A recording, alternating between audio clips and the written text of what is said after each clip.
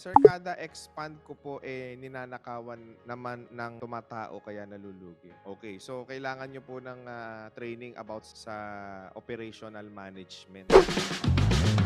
Kapag mag-hire po tayo ng tao no, sa negosyo, ako usually, marami kasi sa atin na pag nag-hire tayo ng empleyado bilang may-ari, tinitignan natin kagad yung mga credentials. Totoo, di ba? Okay. So yan talaga usually, di ba? Yan yung traditional na ginagawa natin. Tapos tell me something about yourself, ano yung mga experiences mo before, bakit ka naalis sa trabaho, bakit nawalan ka ng trabaho. Usually those are the questions na binabato natin sa mga applicant natin. If I may share lang po no, yung kung paano kami nag-hire ng tao, hindi po ako masyadong tumitingin sa resume. Okay?